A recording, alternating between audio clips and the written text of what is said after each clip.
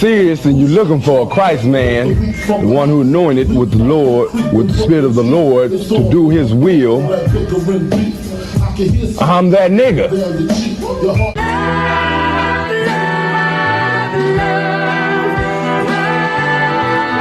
One West, 125th Street.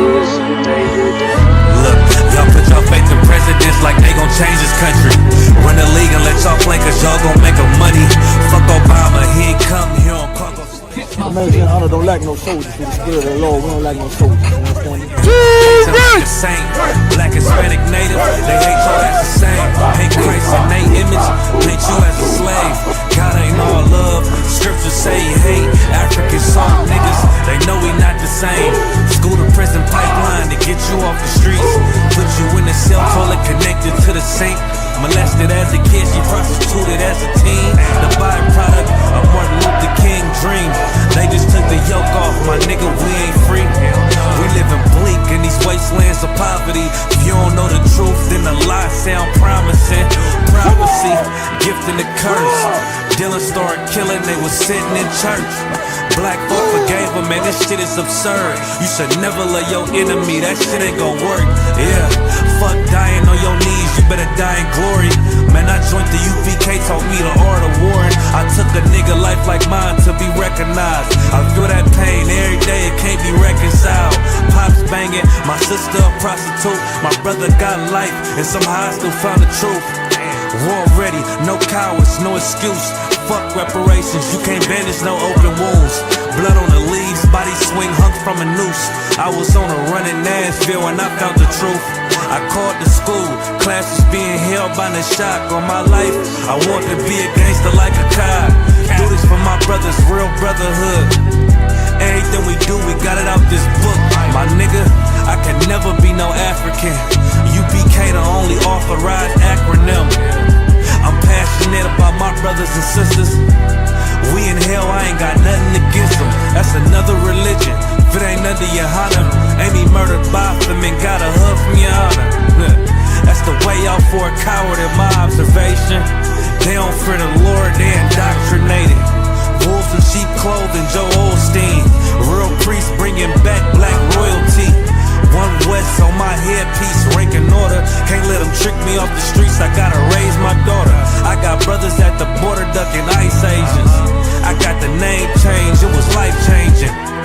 My family thought it was a game, put on all black, they said I was going through a phase. It's more of us in jail than it was slaves. Aquí somos la Escuela Israelita del Conocimiento Práctico Universal. Hoy estamos aquí. Lord Commandant General YAHANNA I.S.U.P.K.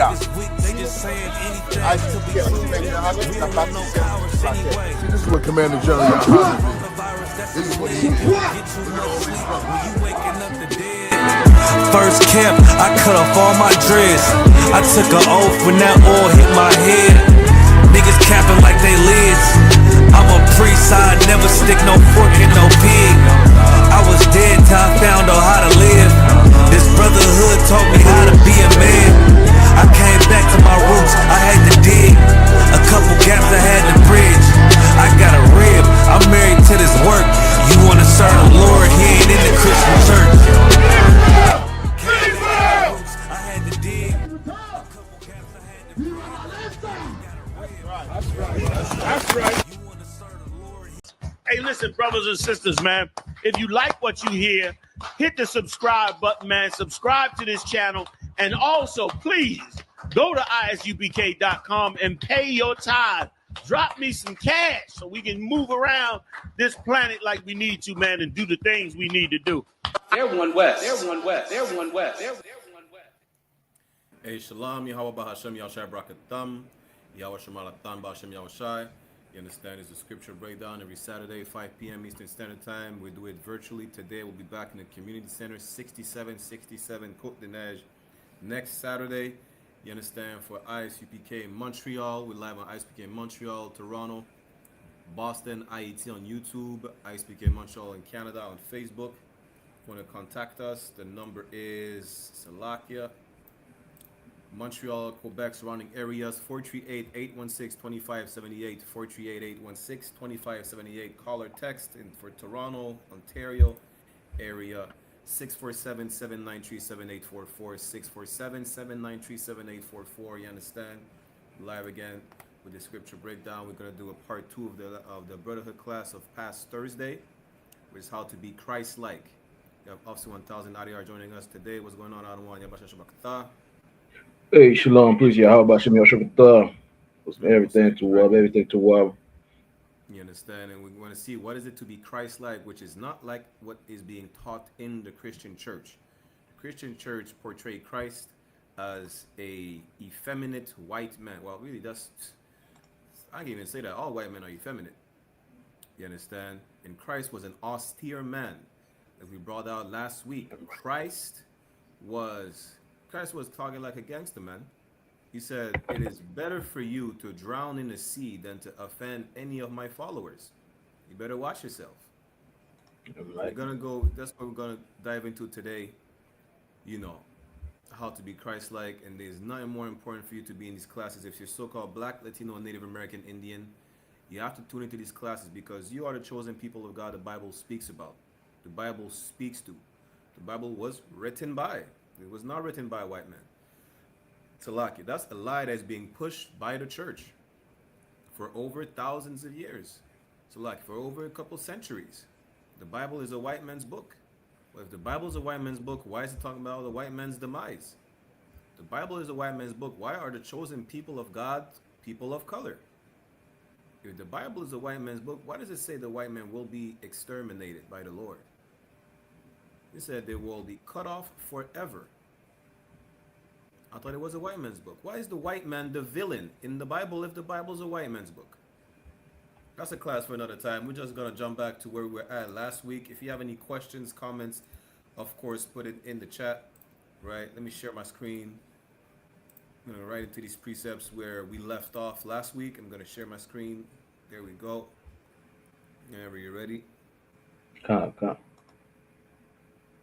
Matthew chapter 18, verse 21.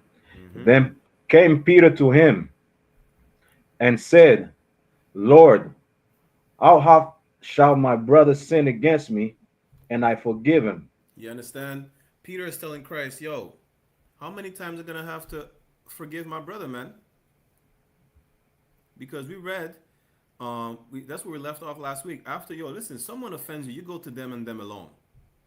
Right. That's what Christ told you to do. That's how we resolve issues. It don't matter if it's your brother, right? It don't matter if it's your sister. It don't matter if it's your spouse.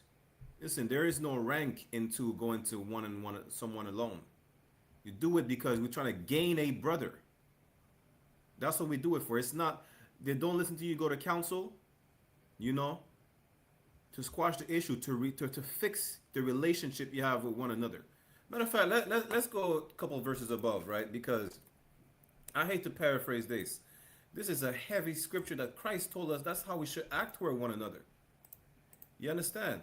We should not look into being in each other's life and looking for an exit plan. No, if I offend you, you're my brother. I don't want to lose my brother. I don't want to lose my sister. I don't want to lose my spouse. This is how we address these issues, man.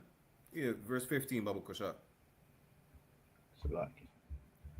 Verse 15. Moreover, if thy brother shall trespass against thee. Christ is telling you, if your brother is trespassing against you, which is what Peter is asking about. If your brother sin against you, if he or she offends you, read. Go and tell him his fault between thee and him alone. You're like, hey, Salakia, if I could speak to you real quick. I didn't like how you said this to me. I didn't like how you did this. Even if you're not sure that you're offended, you remotely think you're offended in any type of way, you go to them and them alone. Don't let resentment fester in your mind, man. That's a demon right here. The demon will tell you to wait, and then that's when you lose a brother. That's really, you're gonna lose yourself. You understand? You're gonna let that hate and that resentment fester in your mind, and then you're gonna destroy your family. You're Right. going to destroy the bond you have with that brother, to have with that sister, you have with your spouse. Why? Because you couldn't voice that you had an issue at first. The moment you think you think you're offended, you may, even if you're not offended, you just think, just go to them and be like, hey, Salaki, I didn't appreciate how you said that. I didn't appreciate how you did this. You go to that person alone. You don't start gossiping.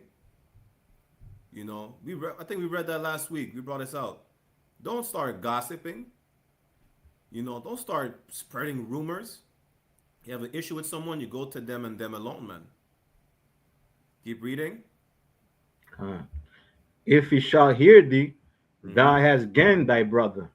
If he hears you or she hears you, regardless, and they apologize, anything else but that, you understand? If they hear you and they apologize, they acknowledge that they did you wrong, they offended you by saying something, you gain your brother. That's the point. The point is not to destroy a bond and to lash out on someone because they wronged you. We read it last week. Thursday again. That's why you have to turn the other cheek. Right. You know, so that you don't kill one another. You don't hate, you don't resent one another. You gain one another. That's the point. You gain your brother. You gain your sister. You fix your marriage. How? By addressing the issues you have with that person, man. If maybe they offended you. They did not realize. Man, go to them. Let them know their offense. Let them know the trespass. If they hear you, they apologize, Salakia. I apologize. You're right. That was incorrect of me. That was wrong of me. I did you wrong. I said something I should not have said. I did something I should not have done. That strengthens the bond between you. But now, what if they don't hear you, though? What if they don't hear you? What if they make excuses? What if they justify what they said or what they did to you? Let's see what's the next step. Matthew chapter 18, verse 16. But if he will not hear thee, then take. If So he like, will but not if hear he thee, will meaning not to hear do thee, anything else but apologizing. Read. then take it with thee one or two more, that in the mouth of 2 or 3 witnesses every word may be established. That's counsel. You understand? They don't hear it, they make excuses, they justify their behavior, what they said. Hey, we going to counsel. Shalom Yabashin Shabakatam. Shalom Yahweh Shema Atah Bashim Yahweh Shai. That's it. Nothing else. You don't speak of anything until the council, where the matter will be established by 2 or 3 witnesses who are unbiased. Don't fear counsel because you think you're not going to win the council. You're not in council to win the council. You're not in council to shame someone. That's not what council is for. Council is for, you are not able to gain the brother or the sister that you went to alone about a trespass. Well, you're fighting for brotherhood. That's what it's about.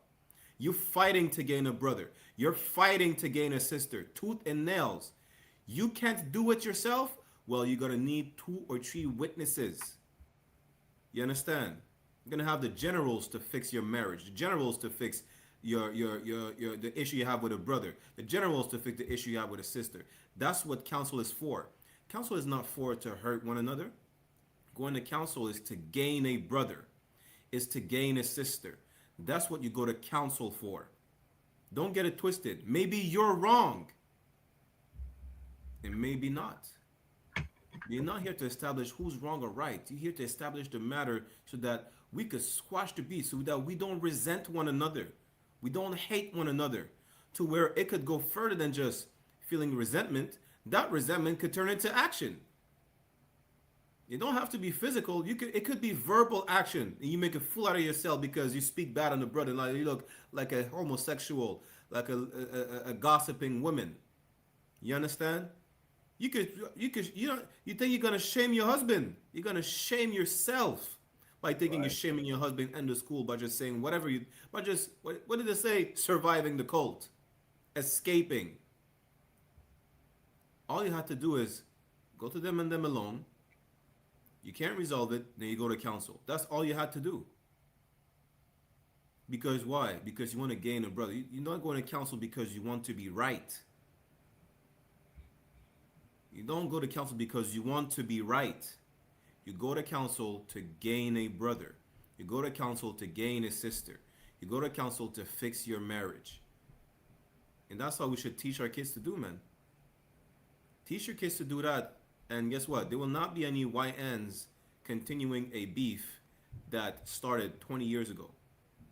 Listen, y'all kill each other over what? Stepping on each other's shoes when y'all could just go to each other alone and be like, yo, listen, you stepped on my shoes, man. I didn't appreciate that. Hey, my bad, man. Salakia, that's my fault. I was clumsy.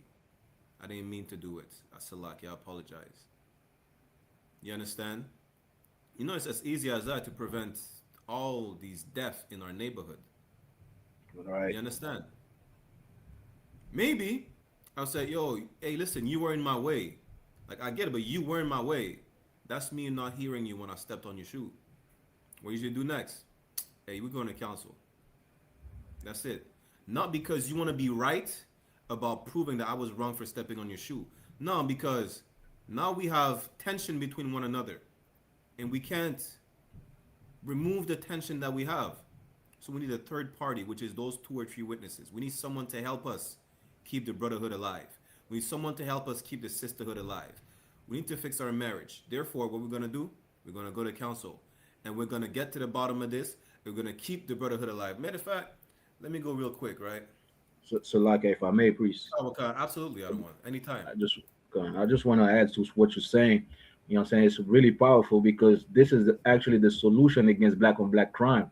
You know what I'm saying? And one of the perfect precept, I'm gonna paraphrase, you know what I'm saying, where, you know what I'm saying, where there's no counsel, the people mourn, if I, you know what I'm saying? The people die where there's no counsel. Why? Because these young men out there, they get mad at each other, you know what I'm saying? And they don't go towards one another to say, yo, man, you know what you did, I don't like this, man, you understand? So they have that resentment for one another, and there's no counsel where these 2 brothers could just go and talk to each other, you know what I'm saying? See where the wrong was at, so they could, like, you know what I'm saying, get an understanding and some brotherhood, you know what I'm saying, and squash the beef. You know what I'm saying? That's why, you know what I'm saying, the I.S.U.P.K, you know what I'm saying, is an excellent place because we have counsel, you know what I'm saying, to bring clarity, you know what I'm saying, in the discord between two brothers, 2 sisters, you know what I'm saying, two different, you know what I'm saying, aspect or whatnot. Damn right.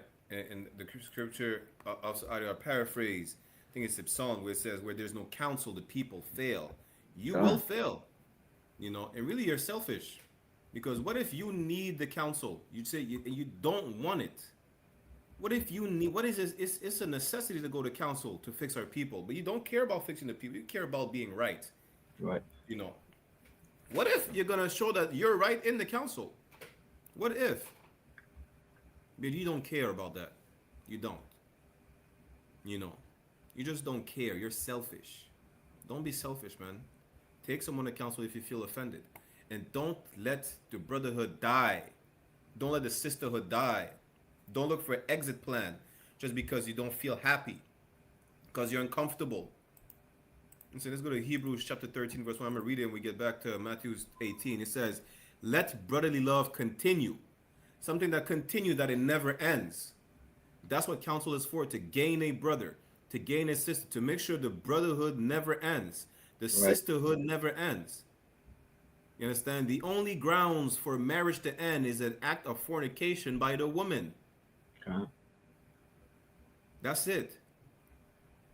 Until then, we're gonna figure this shit out. We're going to weather the storm, the blizzard, the famine together. I'm right. You understand?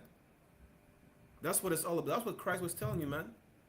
Christ telling you, yo, you can't fix the issue. Well, you go to council. We're gonna get this resolved. There is no alternative. An alternative is another way to achieve the same result. Your way to achieve the same result is to jump ship. Guess what's going to happen? Either nobody will be here to man the ship, right? Or you'll drown and be eaten by sharks. Best believe it. The school is the ship you don't want to jump from. You understand? Because you need the ship. The ship don't need you. You need to be on the ship to not drown and be eaten by sharks. You need to be on the ship to not be dragged away by the currents to a deserted island. There's no brotherhood and no sisterhood, and you're at the mercy of the elements. You need to be on that ship, man. You understand? Let's get back to it. Go to verse 17.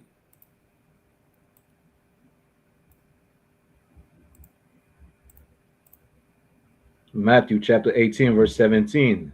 And if he shall neglect to hear thee, Meaning what? If you shall neglect to hear them, because you disagree with that's a the lot. judgment of the council. You understand? You are here to shame someone. You are here to hurt someone.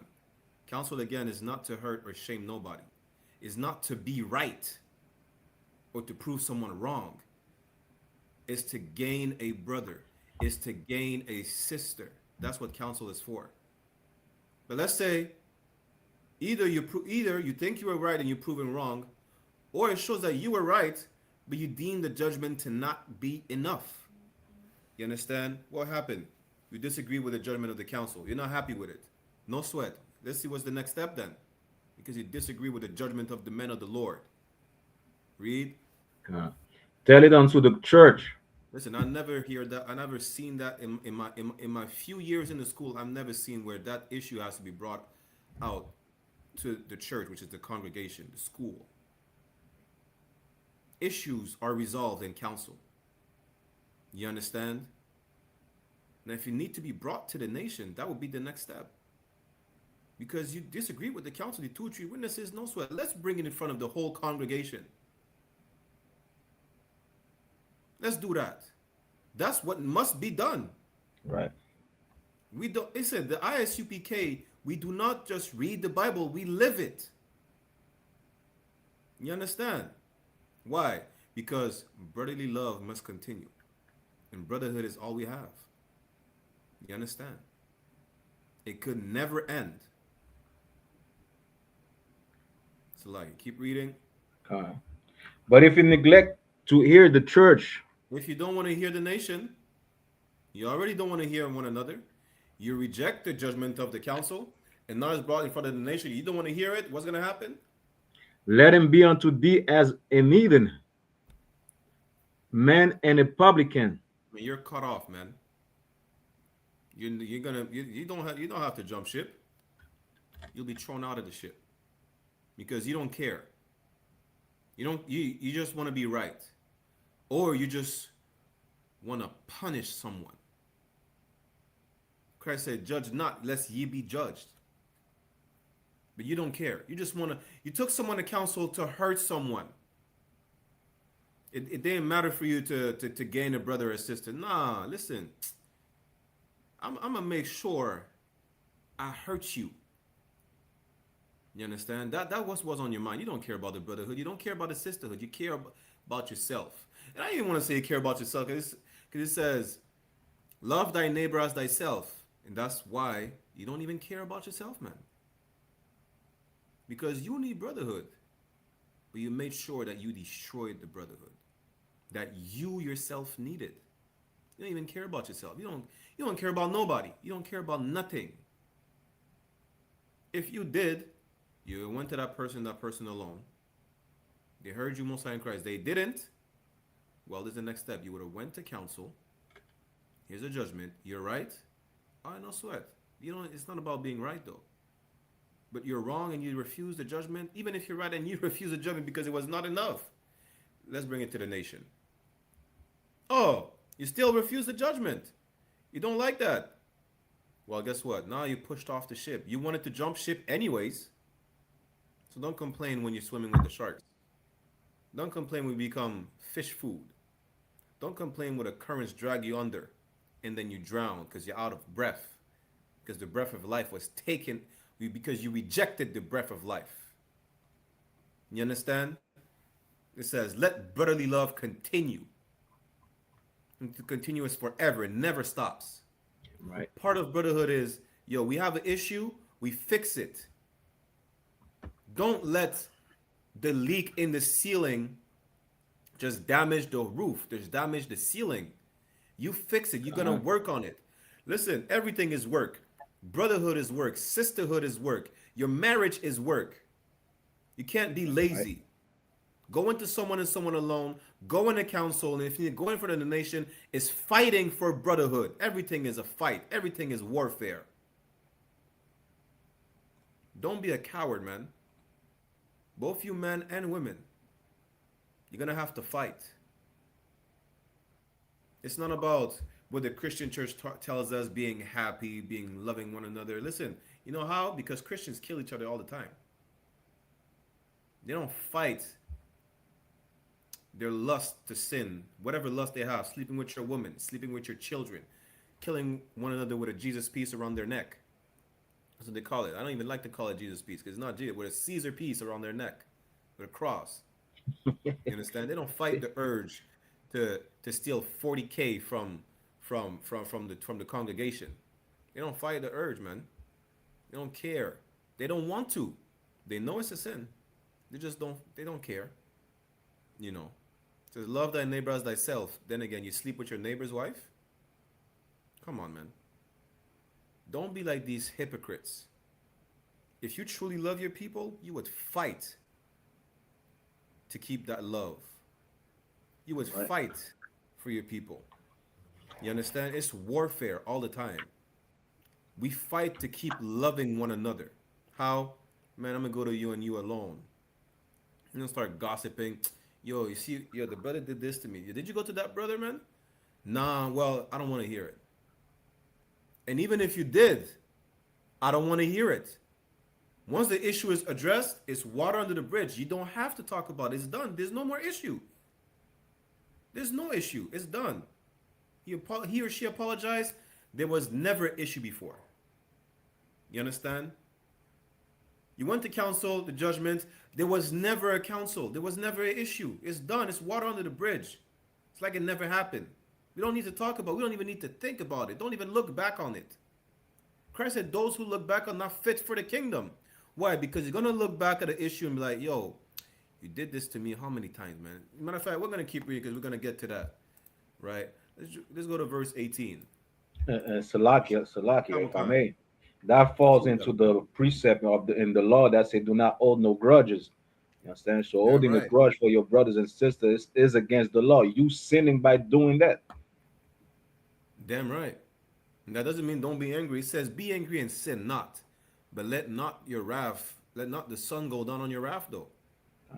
Don't wait to address this thing. But now don't hold a grudge on your brother and sister. That's against the law. You think about, we'll get to that in a second, right? Especially with you people who are married. And even it doesn't matter if you're married or not. Really, brothers and sisters be doing that all the time, which they should stop because it's against the law. Go to verse 18. Salakia. Matthew chapter 18, verse 18. Verily I say unto you, whatsoever you shall bind on earth shall be bound in heaven. Keep reading. And whatsoever you shall loose on earth shall be loosed in heaven. Hey, listen. The angels are taking record, right?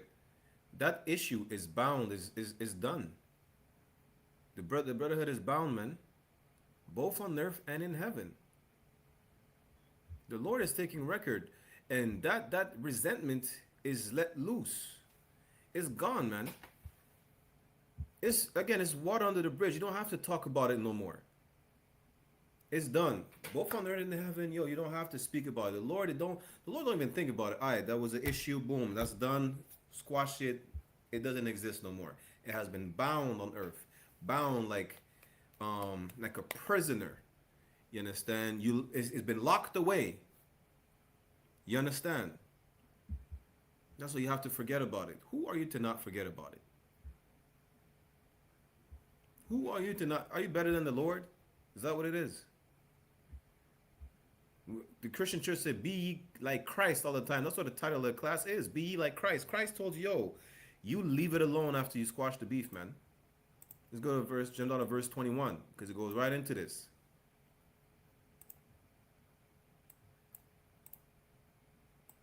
Matthew chapter 18, verse 21. Then came Peter to him and said, Lord, how often shall my brother sin against me and I forgive him? Listen, how often am I gonna tell a brother, to go in him and him alone? How often should I do it? That's what Peter was asking Christ. How often do I have to do this, man? You understand? How often, then my brother's gonna do the same thing, because especially coming out of the world, man. Yo, listen, we're gonna offend one another because we're breaking bad habits that we adopted from the Egyptians, from the oppressor to the white man. Christ said, "Be ye perfect." To be is to become perfect. It's a process. Not happen overnight. If it does, most high in Christ, good job. What if it doesn't? What if it's a process? You understand? Keep reading. Come. Till 7 times. Peter's asking, yo, how many times I have to forgive my brother, man? You understand? How many times I have to go to him and him alone and forgive him and go to counsel? 7 times. Peter's making a status of limitation to it. You understand? That's what Peter's saying. But we just read, it says, let brotherly love continue. So let's see what Christ says. Read. Verse 22. Jesus said unto him, I say not unto thee until 7 times, but until 70 times 7. This is where we ended it last week. Until 70 times 7. As you know, Christ was speaking in parables, because none of y'all are going to count 490 times the amount of forgiveness you give to someone. You barely could count once. You barely could do it once. You understand? Christ said you forgive your brother all the time. You go to him and him alone all the time. You go to counsel all the time. You forgive one another all the time. That's the point. You don't hold any grudges. You can't. I mean, you could. You have the possibility to do it, but should you? You shouldn't. Why? It's against the law. That's what kills brotherhood. Listen, a lot of y'all women, you're gonna hold a grudge against a man forever. You're gonna hold a grudge against a sister forever. Why? Probably for the dumbest possible thing on the planet Earth. And you men are gonna act like these women who hold grudges against you or against their sisters. You're just effeminate, man. That's it. You're half a homo. Right? Because you're gonna hold a grudge against something so irrelevant. Listen, if they offend you again, it don't matter if it's because of the same thing or not. You just go to them and them alone again, and then you go to counsel again. That's all you have to do. You refuse to fight for brotherhood. Listen, a lot of y'all should not be married because marriage is work, and you refuse to work. You're lazy. You're just a lazy person. You understand? Let me get that real quick. Let's go to Ecclesiastes chapter 4. Ecclesiastes 4. Maybe it's 5. Ecclesiastes, no, it is. Ecclesiastes chapter 4 verse 5. Ecclesiastes chapter 4 verse 5. The fool foldeth his hand together and eateth what? Foldeth his hands together. Keep reading. And eateth his own flesh. What does it mean to fold your hands together? What is it talking about? Anyone can answer. What does it mean? I'm going to also get Proverbs 18 and 9. What does it mean to fold your hands together?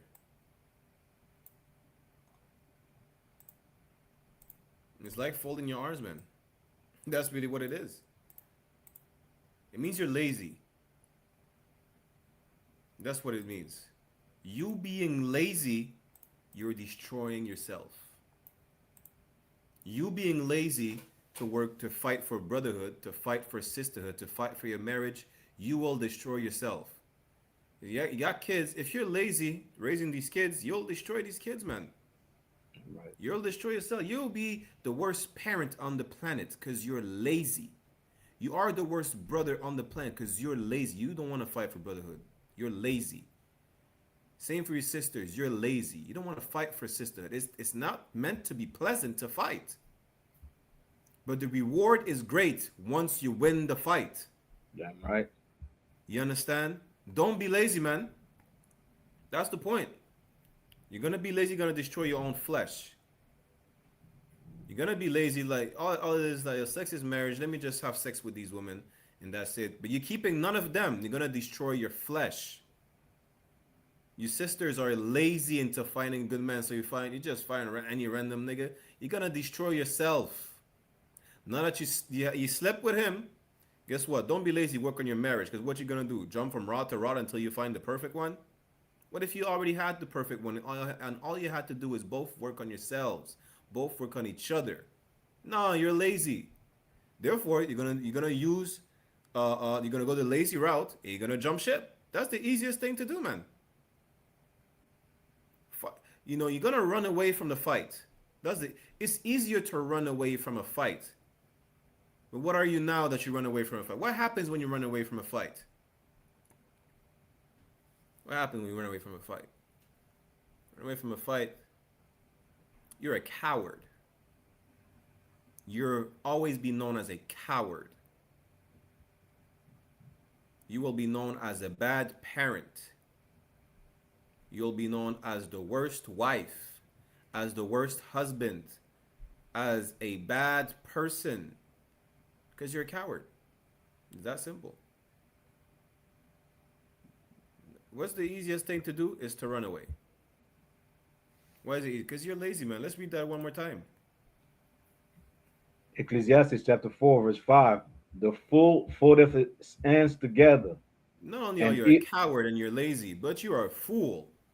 If you would be wise, you would seek counsel. You would be told you got to fight for this. You fight for brotherhood. John Mahyman did a whole class one time. Listen, you have to fight for brotherhood. What are you going to do? Abandon your people and go love the white man? Until you get lynched? You still get lynched in 2026, man. A sister got lynched, what, Monday in Mississippi? I mean, that's a whole class. That's also a whole class. But either way, the point is, you're lazy, you're a coward, and you are a fool. Finish it? And eateth his own flesh. And you eat it your own flesh, meaning what? You're destroying yourself. You're not destroying the brotherhood. The brotherhood is there, but you rejected it. It's like it says in Hosea 4 and 6, my people are destroyed for lack of knowledge because they rejected the knowledge. You reject brotherhood when you don't go to someone alone. You reject brotherhood when you let hate fester in your mind until Satan tells you, you know what? Let me hurt that person let me spread rumors on that person, or let me hurt them physically. You reject brotherhood when you say, yo, let me leave my husband. Let me destroy my family. Let me just do that. It's easier. It's easier to vacate the premise than to fix the holes in the wall.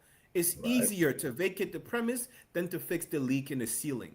That's the easy thing to do. Why? Because you're lazy. You don't want to fight. You want to run away the same way you always did. In the I.S.U.P.K, we're not taught to run away, man. We fight till we die. You understand? We fight until we die. We're not allowed to die. I pray you understand. Let's go to Proverbs 18 and 9. And that goes for both men and women. You think our women are allowed to die? Listen, you better be a Hebrew Academy graduate. I'm going to tell you right now, you better go through that fire. You know? You're going to stumble and fall. What's a right man or a just man fall 7 times? Yeah, but guess what? In order for him to fall 7 times, he had to get back up. We're going to do fall and just lay there and wait to die?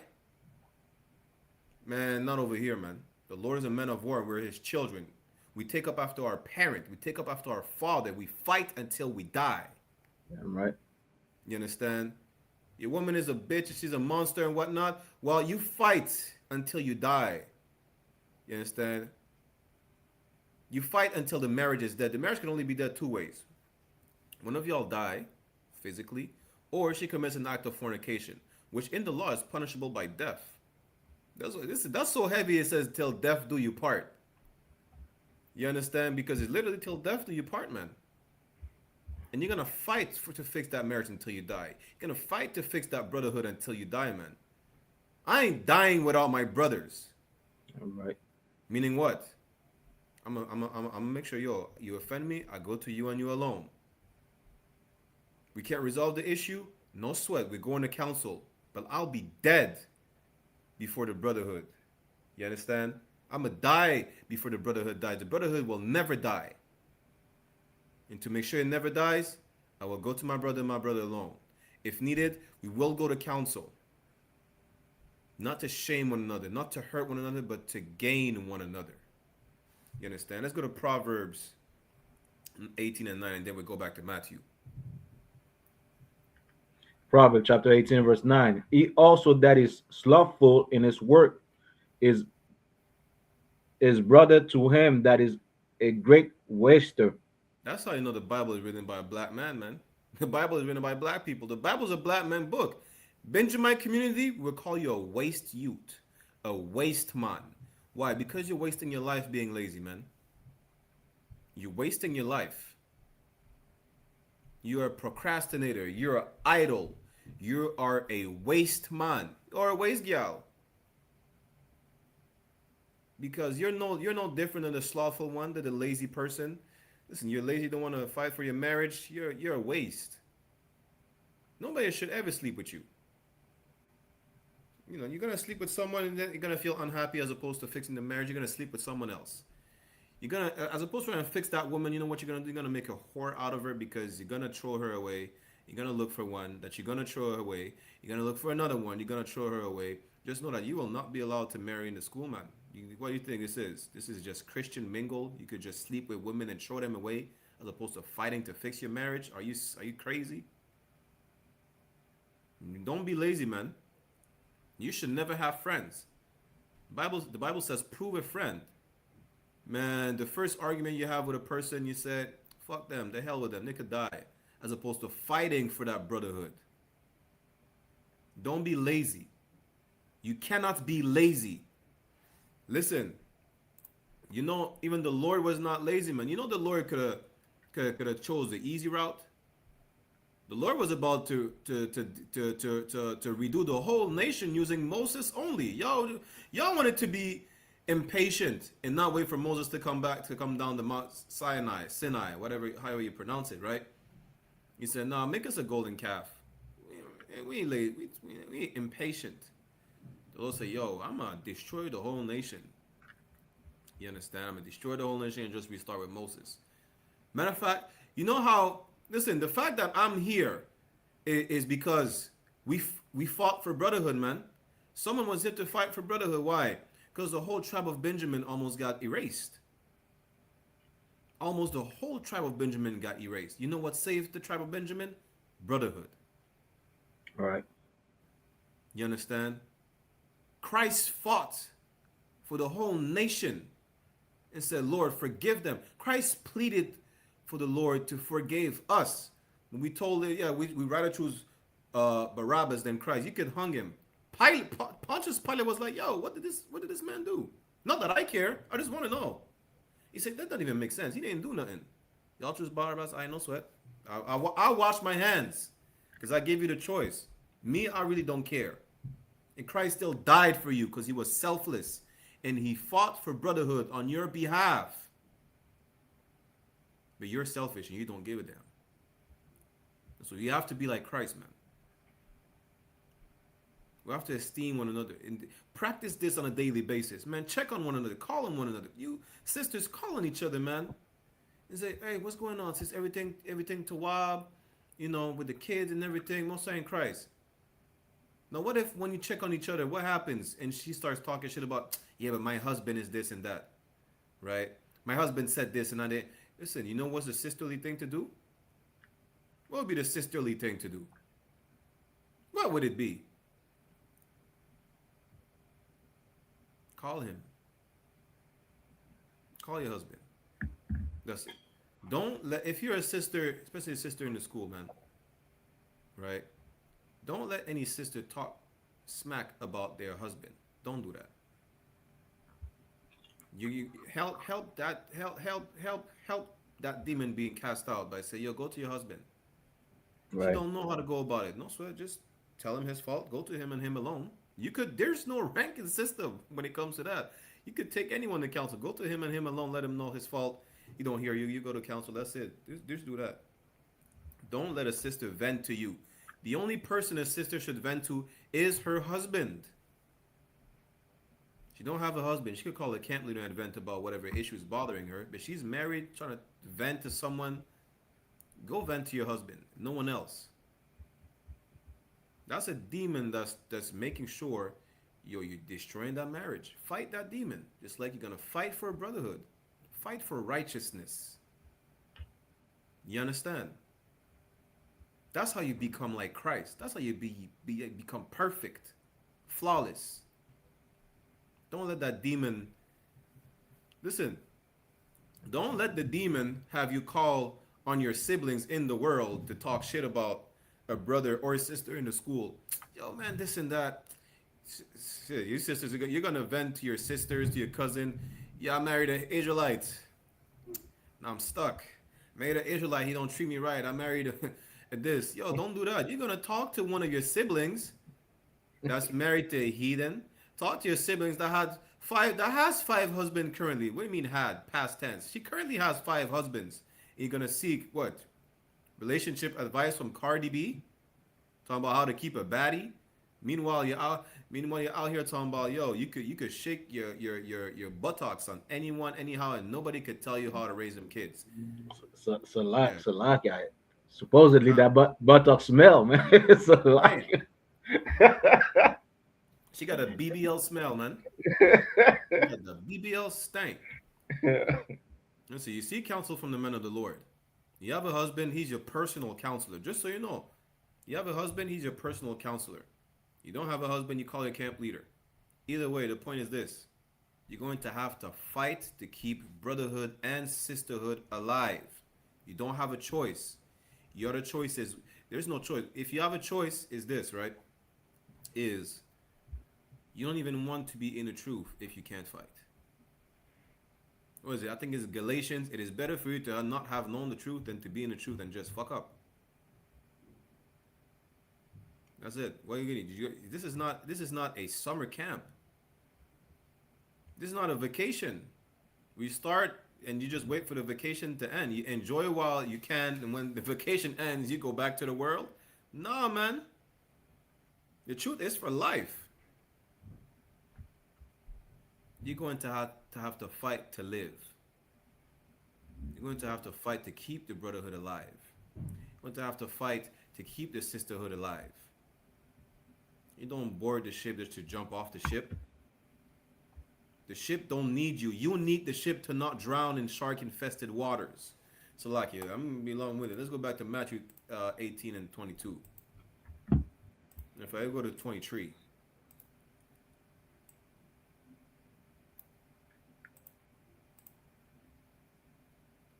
Matthew chapter 18, verse 23. Mm-hmm. Therefore is the kingdom of heaven likened unto a certain king. Read.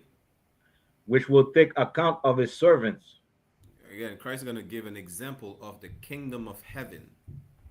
We're about to read that. Christ is going to break down the kingdom of heaven is us forgiving one another all the time.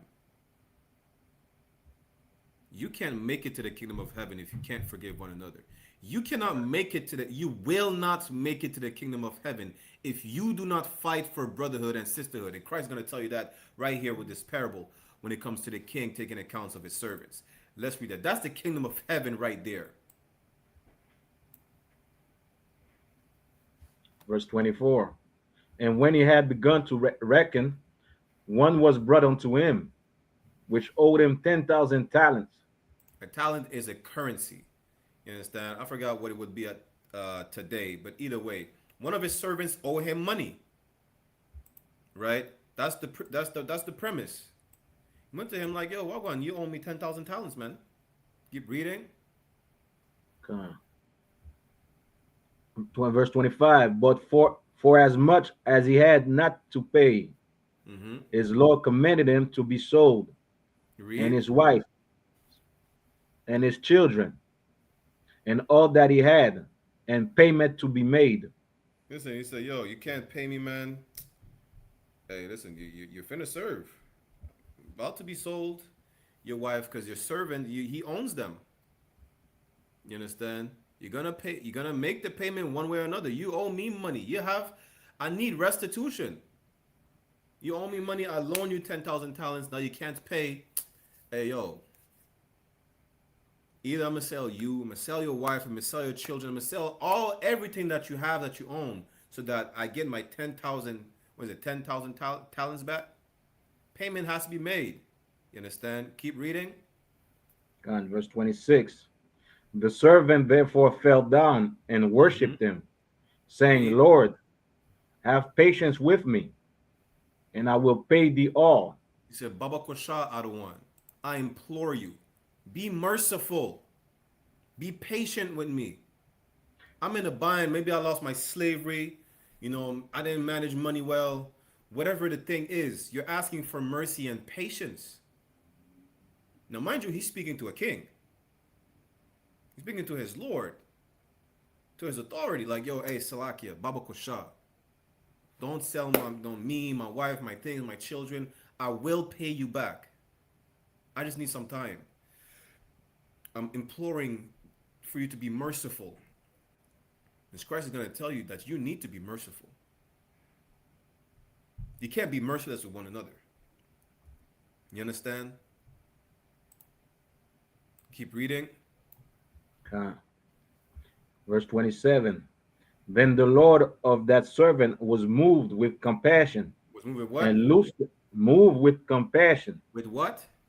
Moved with compassion. We just read how Christ had compassion this Thursday, man. A lot of y'all don't have compassion. A lot of y'all you just hate because you were not taught to love. Right. You don't want to fix your marriage because, listen, you should not marry a woman that doesn't have compassion. That's one of the key traits in marrying someone. Do they have compassion? Are they compassionate? Is she kind? Is she compassionate? She could claim she feared the Lord and be a bitch. Salakia. And be a monster. You know? Is she compassionate? So, you understand? He implored for kindness. He implored for compassion. He asked for mercy. Keep reading. God. And loose them and forgive him the debt. Listen, he said, don't even sweat it. That's what he said. Don't even sweat it, man. I'd rather have my brother than 10,000 talents. Yeah, like right. They also Adiyar put the talent right here, right? Listen, this nigga owe damn. I don't even owe the bank that much money. I don't even have debts like that. So like, listen, we sweating for $20 over here. Yeah. This is a good night. He owed the king like $1 million. The king said, "Don't even sweat it, man. Yeah. It's better I have my brother than 10,000 talents." Forget about that. Brotherhood is worth more than 10,000 talents. Sisterhood is worth more than 10,000 talents. That's your right. Marriage is worth more than whatever dumb issue you have. Your spouse, your wives, plural, is worth more than 10,000 talents, man. Brotherhood is priceless. That's why I say when it compares a righteous woman, she's far above rubies. Having a woman like that is priceless. What are you going to do? Not fight to keep that woman? To make sure y'all good? It says in these days, a man will be worth more than fine gold. What you going to do, sis? Not fight to keep that thing that's worth more than fine gold? It's telling you right here, man. Brotherhood is more precious than these 10,000 than $1 million. That's what it's telling you. You understand? Just keep reading.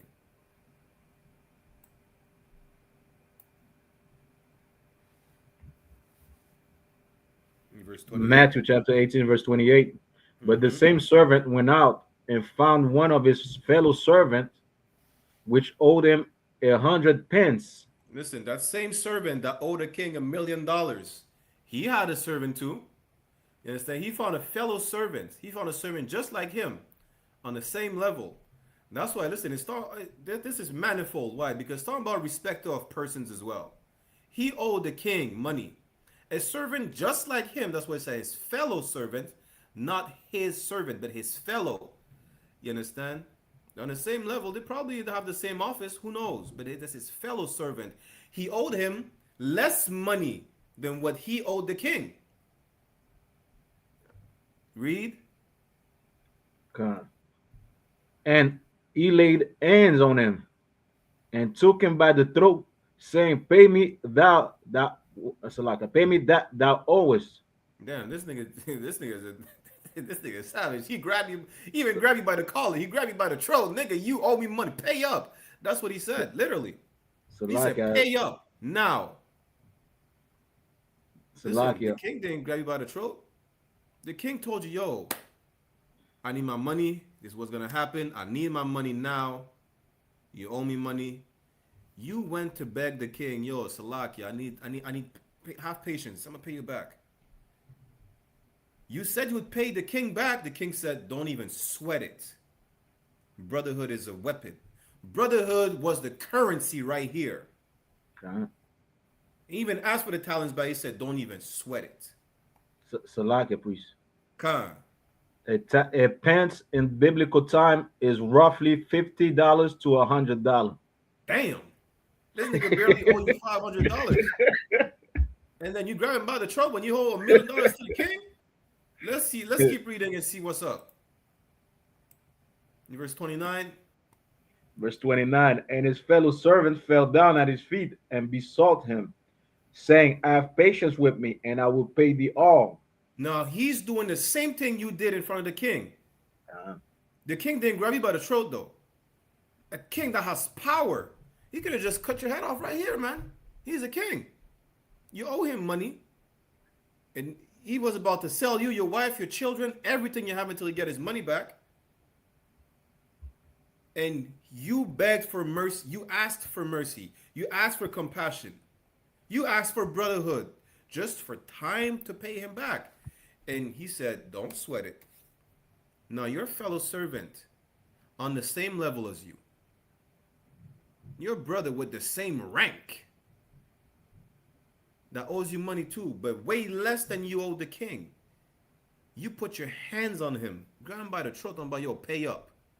Now he's asking for the same thing you asked the king.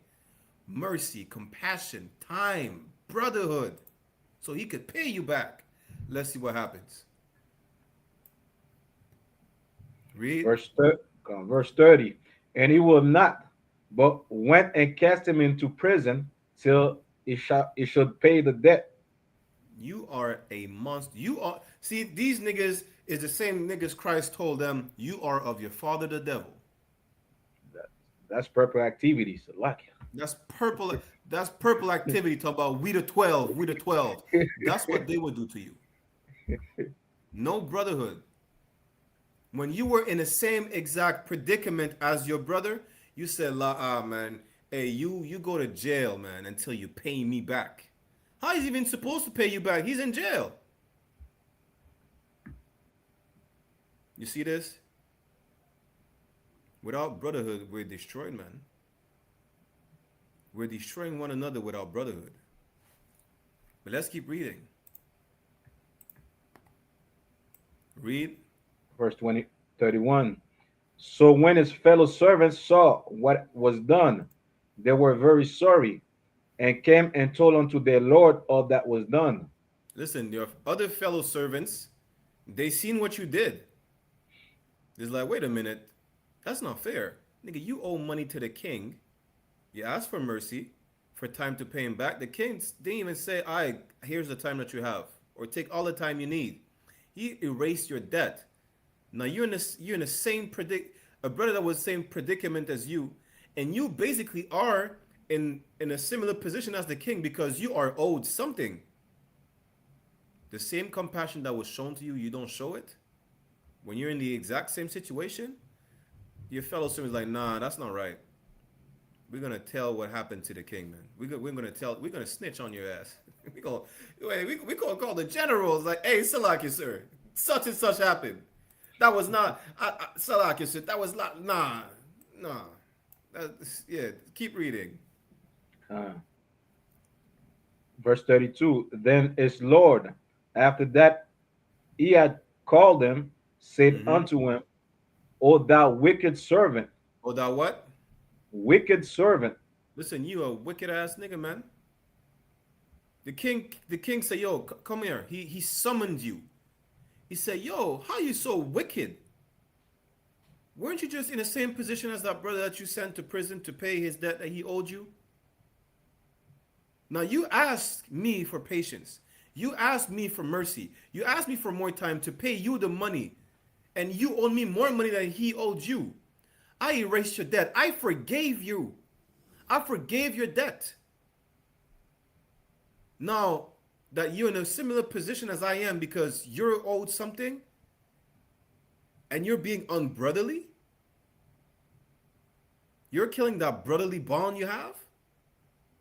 Brotherhood was worth more to me than 10,000 talents. But you rather have what, 100 pence? 50 bucks? Nah, man. Keep reading. God. I forgive thee all that debt because thou desired me.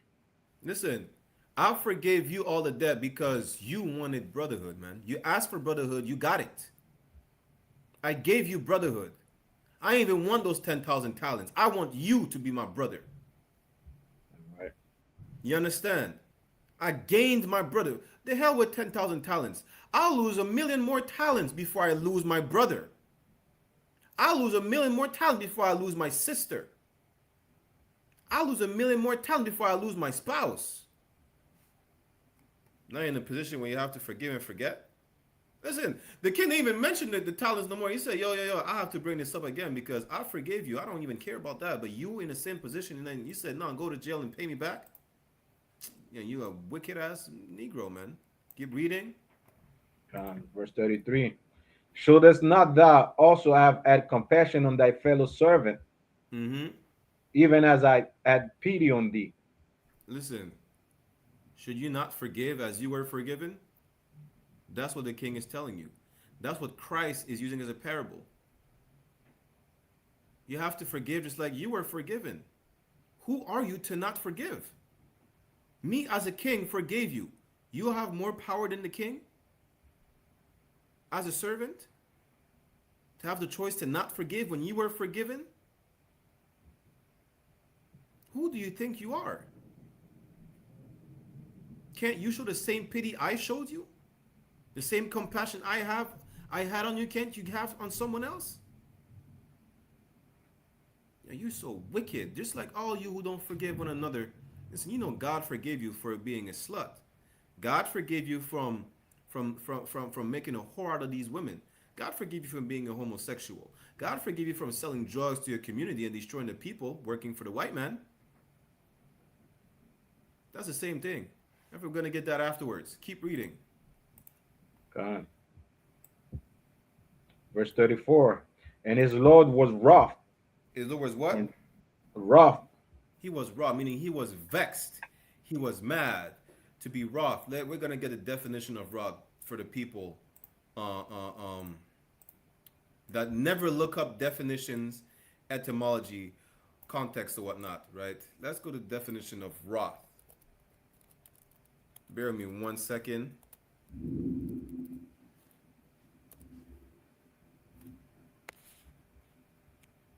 I'm going to read a definition of wrath. It says, wrath is an old-fashioned adjective that means extremely angry, furious, or filled with wrath. That's what wrath is. When it's talking about the wrath of the Lord, you understand? The anger that was kindled. Listen, the Lord is wroth with us, man. Just like that king was wroth with his servant that could not forgive as he was forgiven. That servant is a hypocrite. All you who ask for forgiveness and mercy, but you can't show mercy and forgiveness, you are a hypocrite. I think it's in the book of Galatians where it said, listen, is it better for you to not have known the truth, man, than to be a hypocrite? It was better for you to not have come to class just to leave. Better for you to not even board the ship just to jump off the ship, man. Don't be a hypocrite. It would have been better for that servant to not even ask for mercy. Because now that he asked for mercy and forgiveness, he's not giving it. The Lord was, that king was vexed as hell. Let's go back to it. Matthew chapter 18, verse 34. Salakia. Matthew 18:34. And his Lord was wroth and delivered him to the tormentors. He went to get tortured, man. Yeah. till he should pay all that was due unto him. All right. So what you did, guess what? I showed you mercy. I give you forgiveness. For me, the brotherhood was worth more than the 10,000 talents. But for you, 100 pence, what is it? 100 to 500 pence, I forgot, was worth more than brotherhood. So you threw the brother in jail until you pay your debt. Well, guess what? When Christ told you, judge not that ye should be judged, do unto others like you would want others to do unto you. Well, this is what happened. You understand? Now you're having the king do you like you did the brother that you threw in jail until he pays back the debt. Well, guess what? Now you're going to be thrown to the tormentors until you pay back the debt. Now I want my 10,000 talents back. You didn't deserve brotherhood, apparently. You thought you did. But, 500 pence is worth more than brotherhood for you. Verse 35. So likewise shall my heavenly Father do also unto you, if ye from your hearts forgive not everyone his brother their trespasses. It's telling you right here, that's the kingdom of heaven. You ask for forgiveness from the Lord. Forgive us our debts as we forgive our debtors. Christ told you that. Forgive us our debts. Forgive us our trespass. Forgive us our sins. We have to forgive one another's, man. The kingdom of heaven is about brotherhood. That's what it's about. That's what Christ paraphrased, man. The kingdom of heaven is likened unto fighting for brotherhood and not being hypocrites. That's the kingdom of heaven. You fight for brotherhood. You fight to keep brotherhood alive. You fight to keep sisterhood alive. You fight to keep your marriage alive, man. If you don't, well, guess what? You won't be in the kingdom of heaven. You won't be. You won't make it. You understand? Why? Because you're lazy and you cross your arms and you don't fight and you eat your own flesh, meaning you destroyed yourself. We read that Ecclesiastes 4 and 5. Is it 4 and 5? You understand? Christ told you that's what the kingdom of heaven is all about, man. If you don't have brotherhood, there's no such thing as being to the kingdom of heaven. You will not make it. Let's go to Ephesians chapter 4, verse 31 real quick, for time's sake.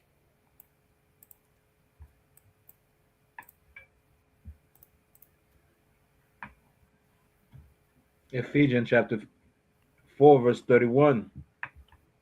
Let all bitterness and wrath and anger and clamor and evil speaking be put away from you with all malice. Listen, every negative thing you have when it comes to a brother or sister, you're bitter to them. You're angry. Your wrath is the different level of anger, man. Being clamorous, talking shit about them, pushing not narrative. What's the word again? Gossiping. Put that away. You understand? You should not say anything evil about a person, man. You put that away from you. Salakia. You have something to tell them because you're mad. You let them know. You go to them and them alone. You let them know you're mad. Let them know you're offended. You don't go out here talking about, damn, this nigga pissed me off all the time. He always does this shit. My wife, she's an evil bitch. Because this and this and that.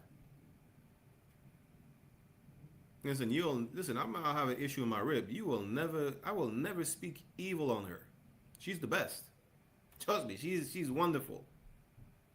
You understand? She's amazing. But all you just want to do is just learn how to hate one another. That's what it is. You love to hate one another. You were taught to love to hate. Trust me on that. Listen. We all did. We all were taught to love to hate. That's the problem. Learn how to love one another. Learn again how to love one another. You understand? Keep reading. Okay. Verse 32. And be ye kind one to another. Be ye what? Be ye kind to one to another. Kind. Show kindness to one another, man. Read. Tender-hearted. Tender-hearted. Listen, your wife is the weaker vessel.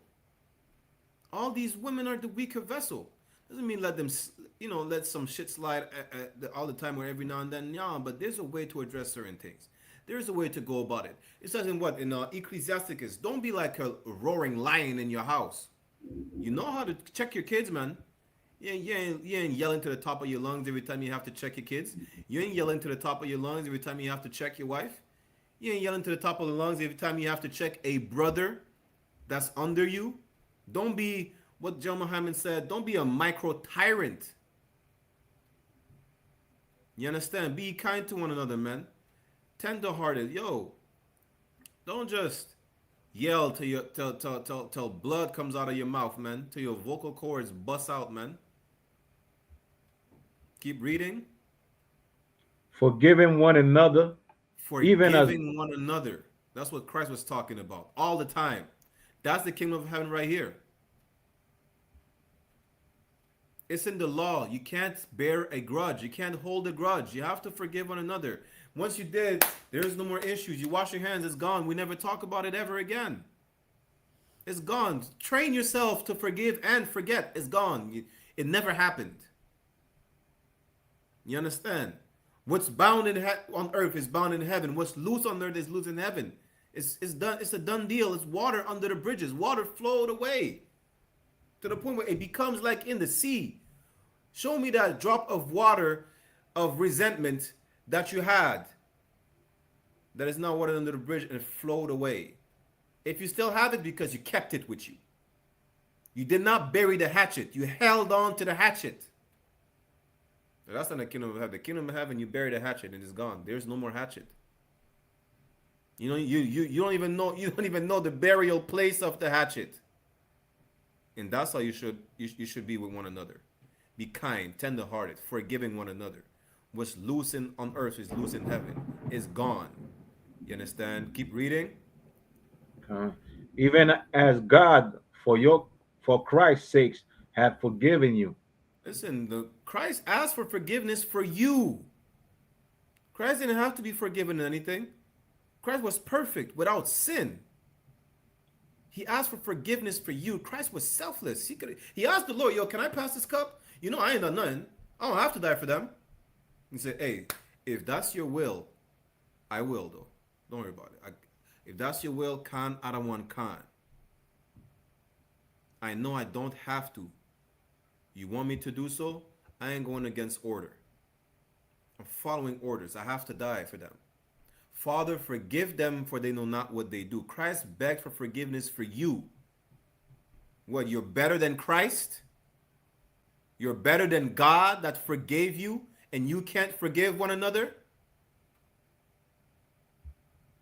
Nah, man. You won't make it to the kingdom. You won't. You're ready to kill one another. You're ready to be a slut because you're not happy with your man. You be a slut because he pissed you off. Listen, that's one thing I tell every single woman I speak to. You want to be with me, just know you will be mad at me a lot of times. I'm not going to piss you off on purpose, though. You will be mad at me. It could be because I have another wife. It could be because sometimes you have to be quiet. It could be because I tell you, no, you can't do something. Maybe because I tell you, put some clothes on, and in training you to value yourself again. It could be because, I don't know, maybe I done something, I said something he didn't like. Guess what, you, my wife, we're going to work it out. We're going to weather the storm. I don't know if y'all heard just now, there was like a thunderstorm. Right now, it's raining cats and dogs. It's a thunderstorm. I heard the roaring thunder. We're going to weather that together.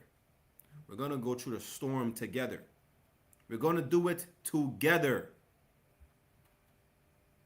You understand? Just know I'll forgive you all the time. Listen, study shows that men forgive their women in about what? 30 to 60 seconds? It probably take a woman like it said 9 hours at least. At least 9 hours. And she don't even take accountability.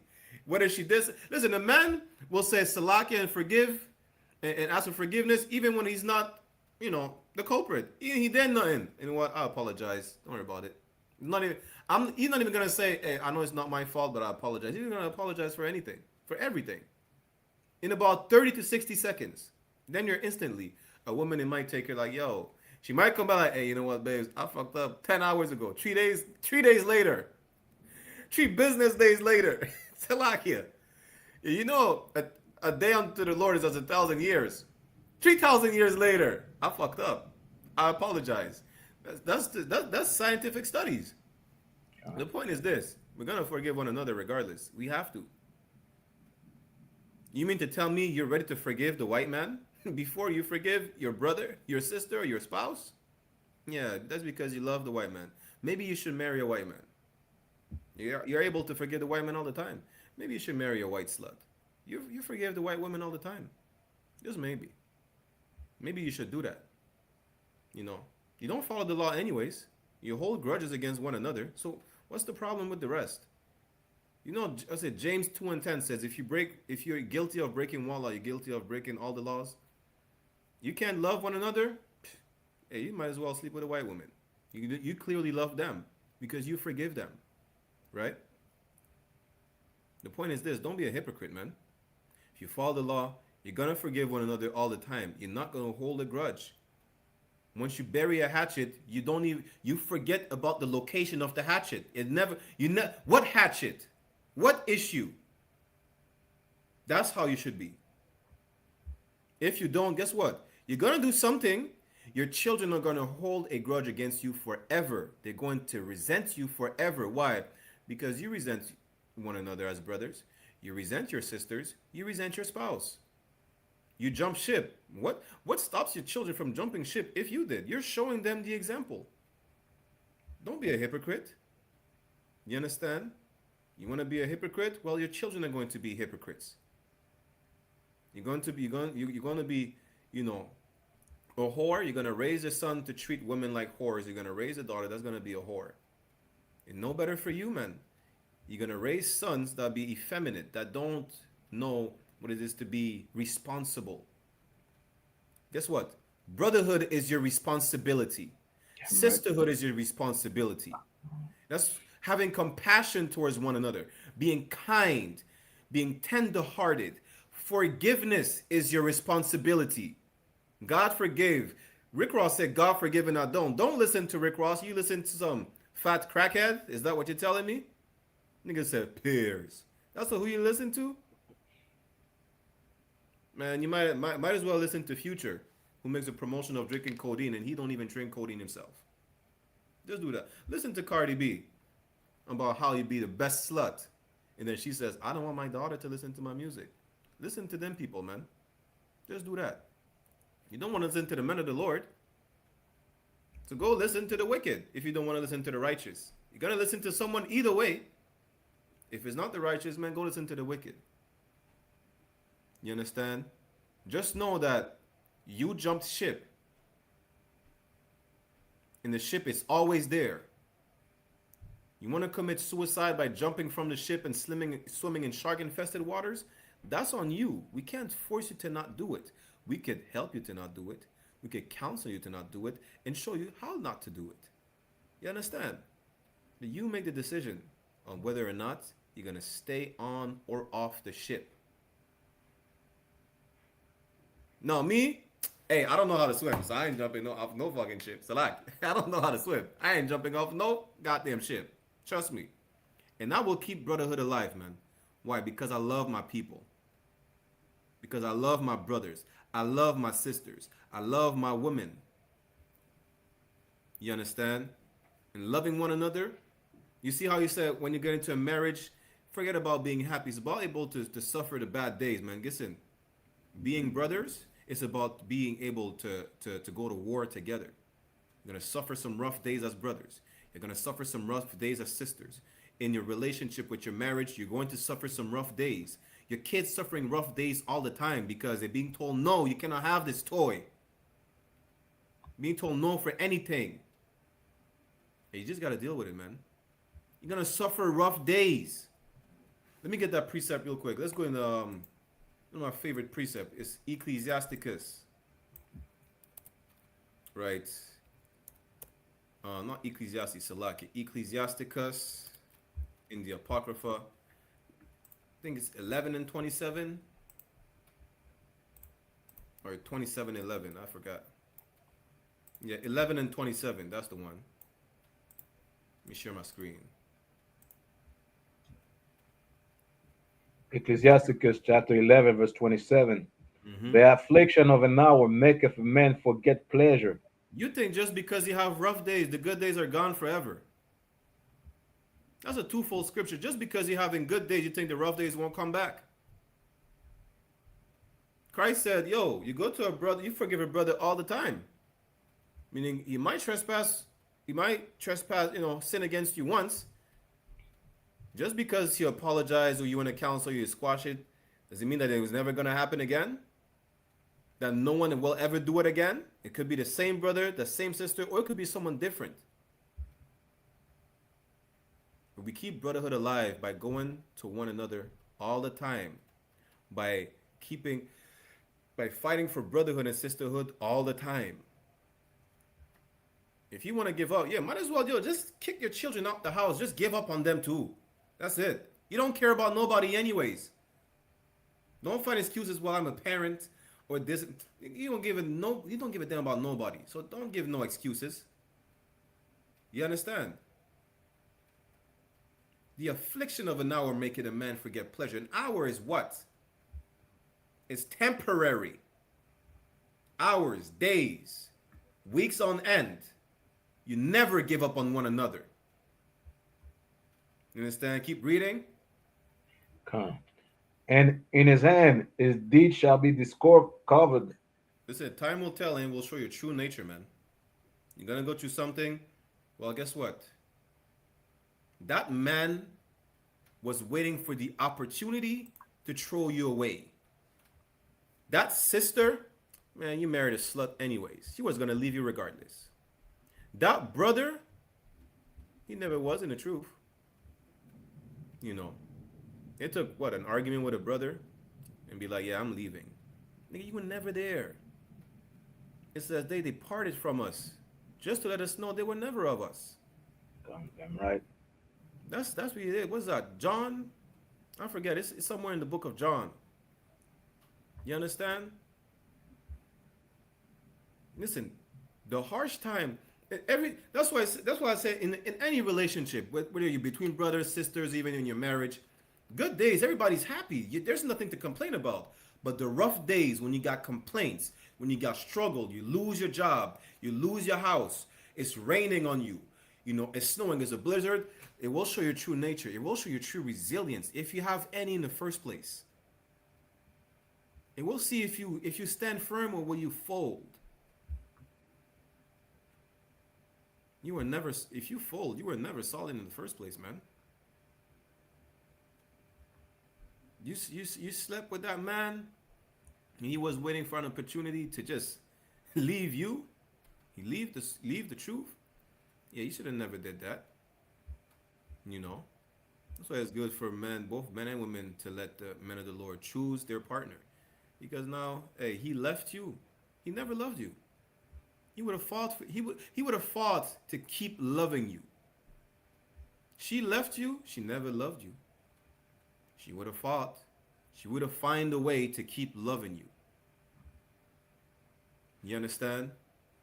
She would have found a way to forgive you. He would have found a way to forgive you.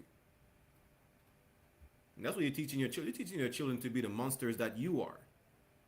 Let's go to Proverbs chapter 10, verse 12, real quick for time's sake. Proverbs 10 and 12, Abu Kusha. Proverbs chapter 10, verse 12. Hatred stirreth up strifes. Hatred stirred up strifes. Y'all just hate one another. That's why you always want to fight. You always want to kill each other. You don't want to keep nothing alive. You just want to die. Mind you, keeping brotherhood alive, keeping sisterhood alive, keeping your marriage alive. You don't know how to live. That's why coming to this class is so important. The Bible is our book of life. It's our constitution. It tells us how to live. Without it, we barely know how to survive. How you learn how to survive? By sleeping with women that you know will leave you or that you will throw away? How do you survive? By sleeping with men that don't give a damn about you? That use you as a cum dumpster? Salak, yeah. Damn. You understand? That's salak, yeah. You understand? Learn how. Stop focus. Keep Salak. Finish the verse, Abu Kusha. But love covereth all sin.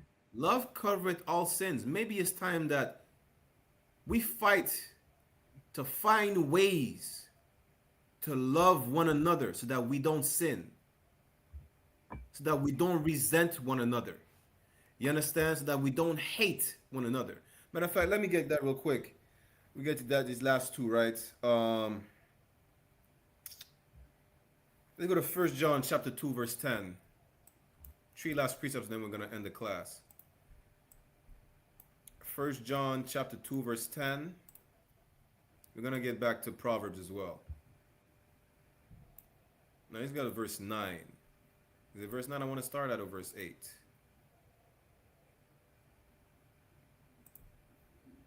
Let's go to verse 9. First John 2 and 9, Babu Kusha. First John chapter 2, verse 9. And he that saith in it, he is in the light, and hateth his brother, is in darkness even until now. Man, you're not in the truth, man. You are not in the truth if you hate your brother. You are not in the truth if you hate your wife. You are not in the light. You're still in darkness. You might. It's good night, man. You're damn. You're in a bottomless pit. When there's not one light, there's not even a firefly for you to see in it. There's not even a glimmer of light anywhere. Why? Because you hate one another. Because you won't go to he and he alone. Because you will not forgive your wife. Because you hold grudges against one another. Till now, you keep doing it, you have never found light. You have never been in the truth because you hate one another. Because you will not fight for brotherhood. You will not fight for sisterhood. You will not fight for your marriage. Your kids are going to hate you. Why? Because you don't raise your kids in the light. You raise them in the darkness that you decide to remain in. That's why. Keep reading. God. And he that loveth his brother abideth in the light. He that what? He that loveth his brother abideth in the light. If you love your brother, if you love your sister, if you love your children, love is to follow the commandments. It is against the law to hold a grudge. You cannot not forgive one another. If you do that, then you're in the light. Then you're out of the darkness. Then you know how to raise your kids right so that they don't hate you like you hate yourself, like you hate your mom, like you hate your dad, like you hate your wife, like you hate your brother, like you hate your sister, like you hate your husband. Now that you're in the light, you know how to love one another. You find ways to love one another. The moment you have a thought about finding ways to hate one another, you'll kill that thought, man. Fight that thought. Until you find ways to love one another all the time. Let's go to 1 John chapter 3, verse 14 real quick and then get back to Proverbs, then we're going to end the class. Make sure you click on the sign in and sign out link in the class, you understand? At the beginning and the end of the class. Read that, Babu Kusha. 1 John chapter 3, verse 14. Mm-hmm. We know that we have passed from death unto life, Read. because we love the brethren. You know you're in the truth because you love your brothers. You love your sisters. You love your husband. You understand? Hey, you said you can't learn anything from women. What is it? Titus 2. If you're a good woman that fears the Lord, you're going to teach other women how to love their husband, man. You understand? Love your wife. Man, she's a mostly. Hey, listen, you slept with her. You have to work on her. Right? Just know that.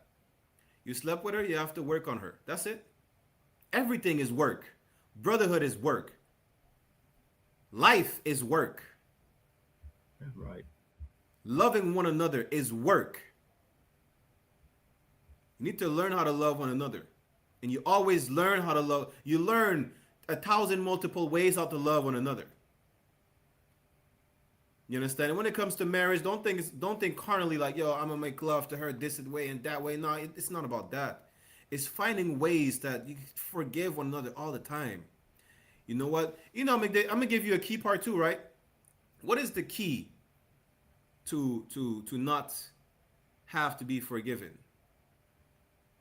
What is the key?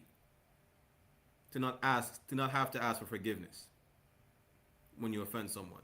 What's the key? For time's sake, I'm gonna give it to you. You avoid offending one another. You find ways to avoid offending one another. Now, does that mean that you're never gonna offend one another? That's not what it means. But you work on not offending one another, so that you don't offend one another, so that you don't have to be forgiven, because you ain't offend one another. Brothers, sisters, marriage, it's the same. Now, if you do, hey, go to them and them alone, man. Go to counsel if need be, but always forgive one another. You understand? Keep reading. He that loveth not his brother abideth in death. You are swimming with the sharks because you hate your brother, because you hate your sister, because you hate your wife. That's it. You won't forgive her. Yo, she's a monster, man. Listen, maybe she didn't sleep with another man, but yo, she decided to do something diabolical. I don't know. She put hands on you, because women do put hands on men. Lord be with those, and vice versa. Your husband always yells at you. Your wife trying to demean you all the time. Forget about nagging you. She demeans you all the time. She try to say you ain't man enough and this and that. Hey, listen, you decide to sleep with her, yeah? Just know you have to deal with it. You're gonna find ways to deal with it. You're gonna find ways to tame the unsisterhood out of her. You're gonna find ways to do that. You better find ways to do it. You don't know how to do it? Okay, call your camp leader, man. Seek counsel. Find ways. Whether it's your wife or your wives.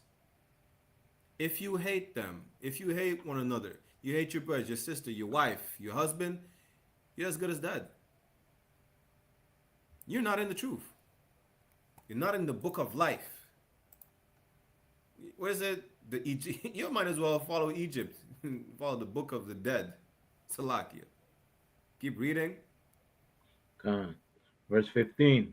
Whosoever hateth his brother is a murderer. Yeah, you're no better than a murderer. And you know, again, what is it? James 2:10 says you commit once and you're guilty of all. You know what else? You're no better than a pedophile. You are no better than a homosexual. You're no better than a crackhead. Why? Because you hate one another. You're like a murderer. That's you. Because you won't forgive one another.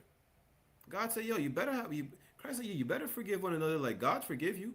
Or wait, just like the parable he give with the king and the servant and the fellow servant. What makes you better? What makes you better than God that you say some stupid things like Rick Ross, God forgive and I don't? See, Rick Ross is high as hell. That's how you know you should not listen to Rick Ross.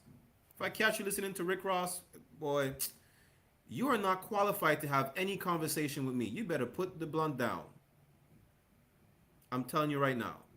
I will shut that shit down with a quickness. I hear God forgive and I don't. I turn off my hearing immediately. You understand? I don't want to hear nothing from you anymore. You're just into a fat crackhead. Keep reading, Baba Kushar. And ye know that no murderer have eternal life abiding in him. You know what's it referring to? You're not making it to the kingdom of heaven, man. Christ already told you what the kingdom of heaven looks like. We forgive one another all the time. The king did not even give the servant more time to pay his debt. He gave him brotherhood and he erased the debt. You understand? Now, he made an example out of him. Why? Because he will not show the same brotherhood that he was shown. He did not give the same compassion to the fellow servant that owed him, 100 pence? He did not give him the same mercy. He did not give him no brotherhood and no forgiveness. Who is he to not forgive? That nigga was Rick Ross, man. You will not make it to the kingdom of heaven if you don't forgive one another. You understand? Let's go back to Proverbs chapter 10 and 12 and then we'll end the class. Proverbs 10 and 12, Abu Kushar. Proverbs chapter 10, verse 12. Hatred stirreth up strife, but love covereth all sins. Love covereth all sins. You fighting for brotherhood. You will fight to not hate your brother. You will fight to not hate your sister. You will fight to not hate your spouse. You don't know how? Counsel. You seek counsel. Learn how to do it. They offend you, you go to them and them alone. They don't hear you, you go to counsel. It's all about gaining a brother and gaining a sister. That's all it's about. You understand? Stop trying to find, there's no exit plan when it comes to family, man. You learn how to fix your family. You learn how to fix your household. How? With love. That's covering all sins. That's how you would stay with that man. You would stay with that man. You would not throw these women away. Your kids are not going to hate you because you fight to love one another all the time. Stop looking for ways to hate. Maybe if we find more ways to love one another, we wouldn't even have to fix the family household. We wouldn't have the need to find ways to fix it because we know how to fix it. A lot of y'all, they just reject. They don't want to either don't want to board the ship, or now that they boarded the ship, they want to jump off of it. Why? Because it's work. You have to steer the ship. You have to pass the mop on the ship. You have to untie the sails. It's work. Everything is work. Being a brother is work. Being a sister is work. Being a husband is work. Being a wife is work. Being a parent is work. Being a child is work. Maintaining a family is work. But y'all lazy. That's the problem. You don't want to work. You're going to choose the easy route, which is, it's easier to hate than to love.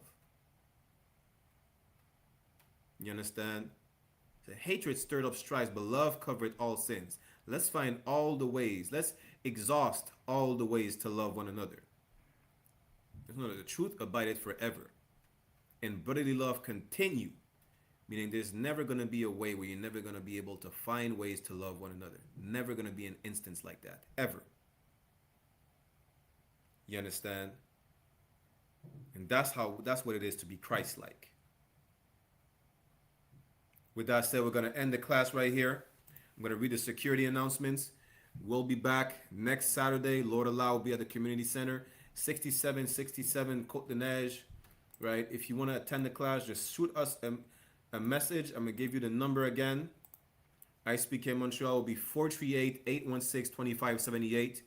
438-816-2578.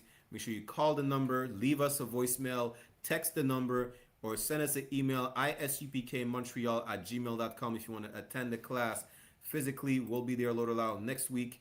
You understand? Make sure you tune in tomorrow to One West Ground Zero Radio as well. Tomorrow, 1 p.m. Eastern Standard Time. And tune into all these classes. You don't have no excuse. You missed the class. Listen, we're online. Rewatch the class, man. And keep finding ways to love one another all the time.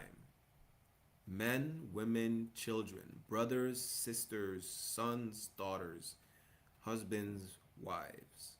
Just like God forgave us, you have to forgive as well. You can't ask for forgiveness if you can't forgive. You're a hypocrite and you'll be judged as you judged. With that said, I'm going to end the class with security announcements. To water for everybody who tuned in. And then we're going to close it out. Shalom.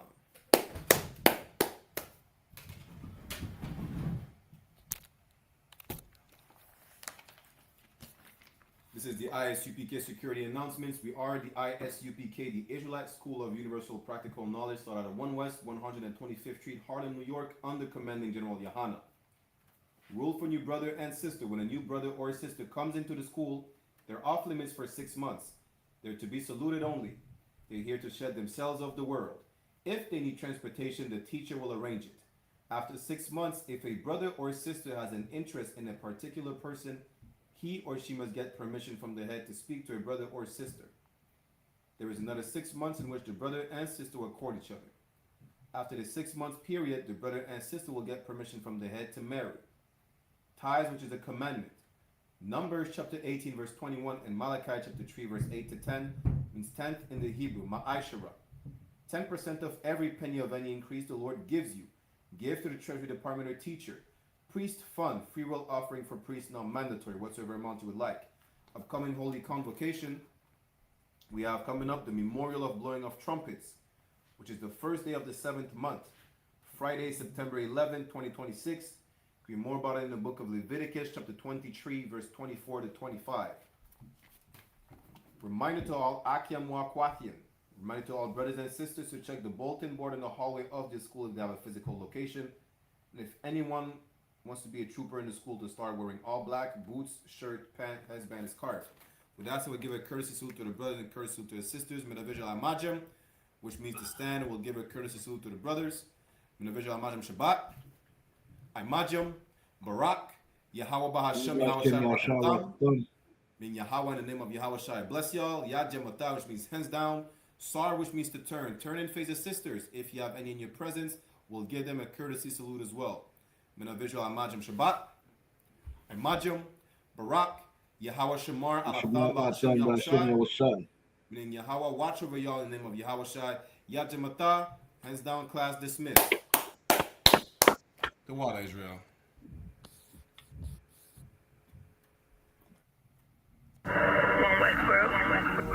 Check me out, dog.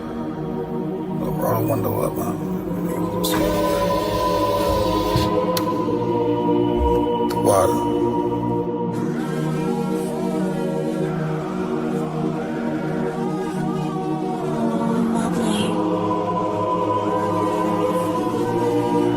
Ain't no better, dog, brother. The son of a king. I don't Balenciaga. I might just wear a collar. I might just wear the Pradas.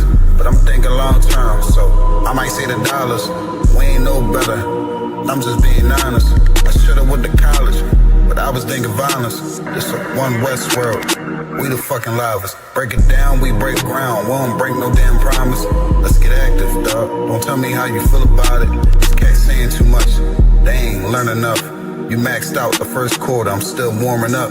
These niggas tossing up a brick. They can't score with us. Who gon' come against us? On the Lord with us. Them niggas riding for you. I hope they ride till they crash. Put my name in your mouth. I put my belt to your ass. I ain't running no race. I just hope that I last.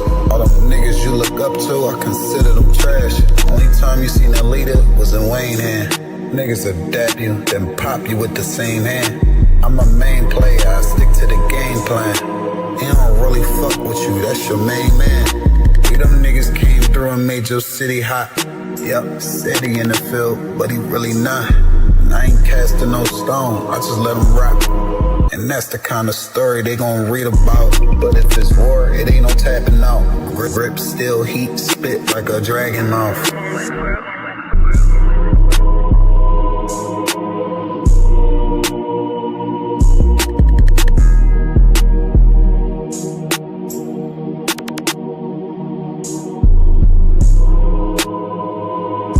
Hey, listen, brothers and sisters, man, if you like what you hear, hit the subscribe button, man. Subscribe to this channel. And also, please, go to isupk.com and pay your tithe. Drop me some cash so we can move around this planet like we need to, man, and do the things we need to do. They're one West. They're one West. They're one West. They're